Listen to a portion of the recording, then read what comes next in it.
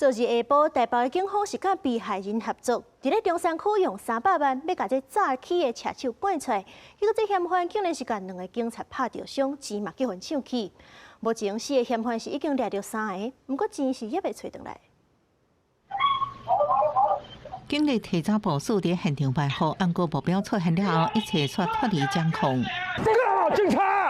将嫌犯逃走，远警冲向前，按过对方一家人摕球棍刀拍伤2个警察，佮抢走大笔现金。出去偷看一下，发现还蛮可怕的，外面就是很像扭打，然后我们以为是暴力讨债，而且重点是也有看到球棒。这摆油宝行动伫台北市民权东路，被害者报案怀疑受骗假投资，10月30甲警察联手，佮提300万钱调出车手并告，结果远警反倒被攻击，4个嫌犯敢若抓到1个人。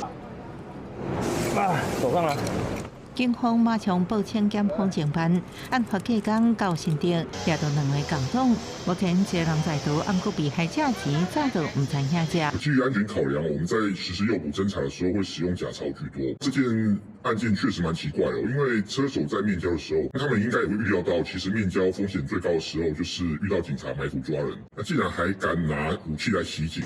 专案疑点真多，因为大部分拢摕假钱诱捕，诈骗成员也亲像走有无，派监控手落车抢，监工早就知影地下来装的真钱，或者是清楚回报计划，当然真侪嫌犯拢在5个警力部署之下，把逃走成功。先不要管有没有什么特别，是有案子本身的处理，确实是可以值得检讨，甚至在操卷里面放一些追踪器，场地的选择也是问题，一般都比较封闭性的场所。